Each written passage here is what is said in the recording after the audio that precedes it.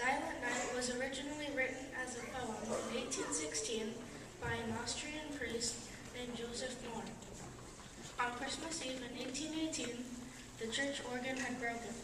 The poem was given to Franz Gruber, who composed the melody for guitar. Silent Night is the most famous Christmas carol of all time.